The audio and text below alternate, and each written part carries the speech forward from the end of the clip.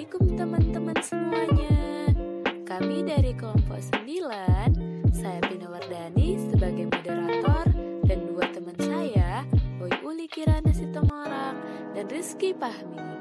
Di video kali ini kami akan membahas tentang kebijakan moneter Islam dengan mata kuliah Ekonomi Makro Islam. Langsung saja penjelasannya. Yuhu guys. Pembahasan kita kali ini tentang kebijakan moneter. Nah, teman-teman, pasti kalian pernah mendengar kata kebijakan. Biasanya yang sering kita dengar yaitu kebijakan fiskal dan kebijakan moneter. Tapi di video kali ini kita akan membahas tentang kebijakan moneter. Nah, kita akan menjabarkan tentang pengertian, tujuan, instrumen, jenis-jenis, analisis ISLM, jumlah uang yang beredar, suku bunga, sasaran dan strategi kebijakan moneter. Nah, yuk langsung saja. A. Pengertian kebijakan moneter.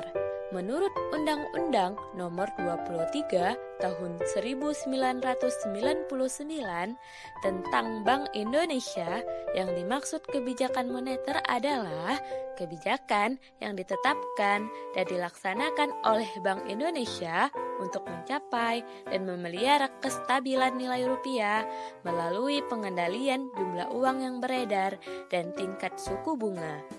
Atau kebijakan moneter adalah peraturan dan ketentuan yang dikeluarkan oleh otoritas moneter atau bank sentral untuk mengendalikan jumlah uang yang beredar. B. Tujuan kebijakan moneter. 1. Mengedarkan mata uang sebagai alat pertukaran, medium of exchange dalam perekonomian. 2. Mempertahankan keseimbangan antara kebutuhan likuiditas perekonomian dan stabilitas tingkat harga.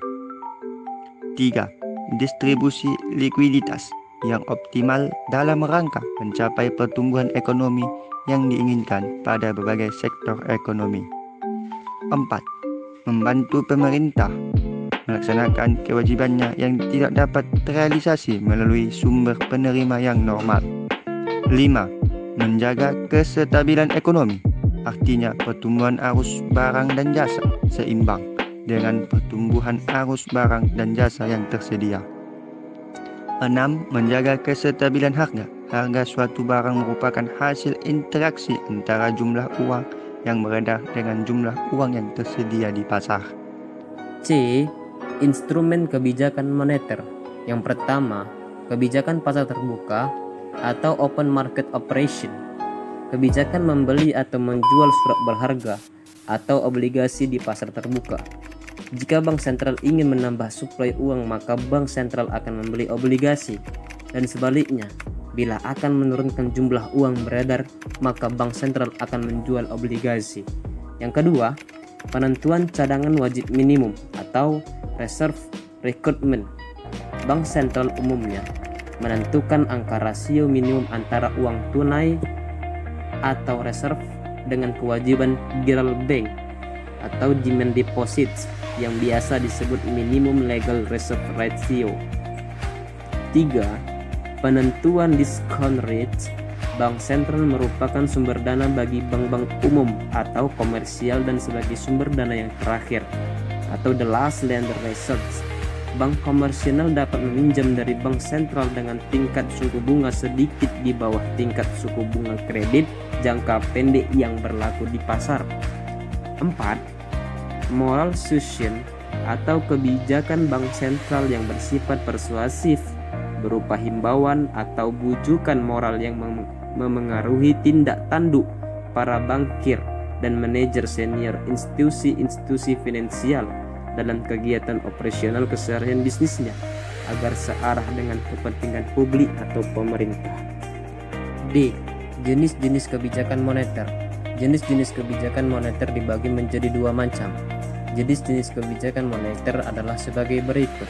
Pertama, kebijakan moneter ekspansif atau monetary expansive policy. Kebijakan moneter ekspansif adalah suatu kebijakan dalam rangka menambah uang yang beredar. Kebijakan ini dilakukan untuk mengatasi pengangguran dan meningkatkan daya beli masyarakat atau permintaan masyarakat pada saat perekonomian mengalami resesi atau depresi. Kebijakan moneter ekspansif juga disebut dengan kebijakan moneter longgar atau easy money policy. Yang kedua, kebijakan moneter kontraktif atau monetary contractive policy. Kebijakan moneter kontraktif adalah suatu kebijakan dalam rangka mengurangi jumlah uang yang beredar. Kebijakan ini dilakukan pada saat perekonomian mengalami inflasi. Kebijakan moneter kontraktif disebut juga dengan kebijakan yang ketat atau tight money policy. Analisis ISLM. Kalian bisa lihat di video kita ini terdapat gambar kurva ISLM.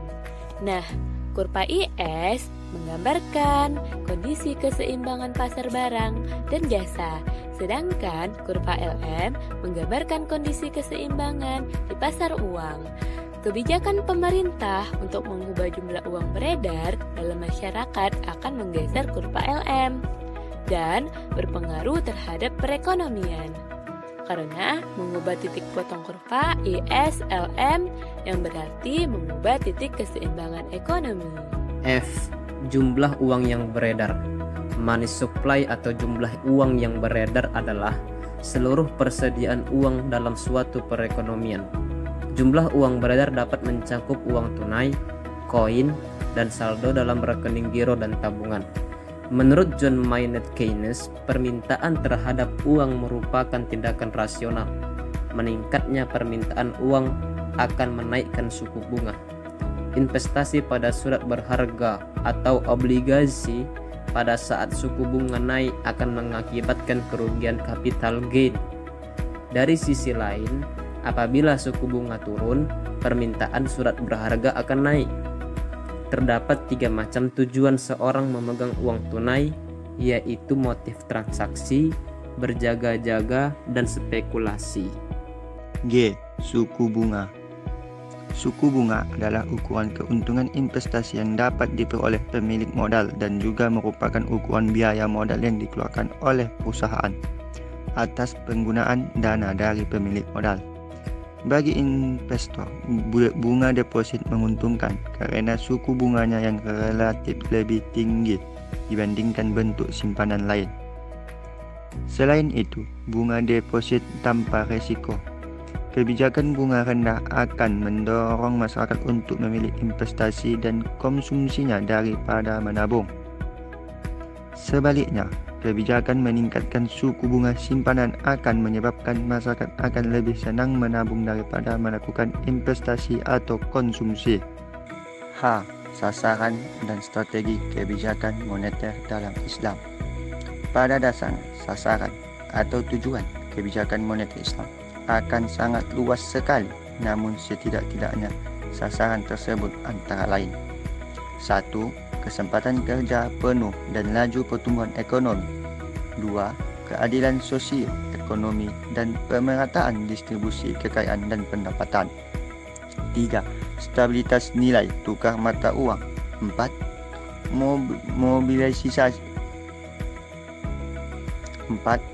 Mobilisasi investasi dan tabungan untuk pembangunan perekonomian. 5. Memberikan semua bentuk pelayanan yang efektif yang secara normal diharapkan dari sistem perbankan. Adapun strategi moneter Islam adalah penghapusan suku bunga dan kewajiban pembayaran pajak atas biaya produktif yang menganggur, sehingga akan menghilangkan inisiatif orang untuk memegang uang idle sehingga mendorong orang untuk melakukan: A. Kuat meminjamkan harta kepada orang lain. B. Muazzal atau penjualan. C. Mudharabah. I. Instrumen kebijakan moneter Islam. Berikut ini ada 3 instrumen mazhab yang terkait dengan kebijakan moneter Islam. Pertama, instrumen mazhab istisaduna. Istisad berasal dari kata bahasa Arab yaitu qas, yang secara harfiah berarti equilibrium atau keadaan sama, seimbang, dan pertengahan. Pada awal Islam, dapat dikatakan bahwa tidak diperlukan suatu kebijakan moneter, dikarenakan hampir tidak adanya sistem perbankan dan minimnya penggunaan uang. Jadi, tidak ada alasan yang memadai untuk melakukan perubahan-perubahan terhadap penawaran uang melalui kebijakan diskresioner. Selain itu, kredit tidak memiliki peran dalam penciptaan uang, karena kredit hanya digunakan di antara para pedagang saja, serta peraturan pemerintah tentang surat peminjaman dan instrumen negosiasi dirancang sedemikian rupa sehingga tidak memungkinkan sistem kredit tersebut menciptakan uang. 2. Instrumen mazhab mainstream. Tujuan kebijakan moneter yang diberlakukan oleh pemerintah adalah maksimisasi sumber daya yang ada agar dapat dialokasikan pada kegiatan perekonomian yang produktif. Di dalam Al-Quran sudah jelas bahwa kita dilarang untuk melakukan penumpukan uang yang pada akhirnya akan menjadikan uang tersebut tidak memberikan manfaat terhadap peningkatan kesejahteraan masyarakat secara keseluruhan. 3. Instrumen mazhab alternatif. Mazhab ketiga ini sangat banyak dipengaruhi oleh pemikiran-pemikiran ilmiah dari Dr. M.A. Choudhury. Sistem kebijakan moneter yang dianjurkan oleh mazhab ini adalah shuratic process, yaitu di mana suatu kebijakan yang diambil oleh otoritas moneter adalah berdasarkan musyawarah sebelumnya dengan otoritas sektorial. Jadi, keputusan-keputusan kebijakan moneter yang kemudian dituangkan dalam bentuk instrumen moneter biasanya adalah harmonisasi dengan kebijakan-kebijakan di sektor real. Thanks for watching, guys.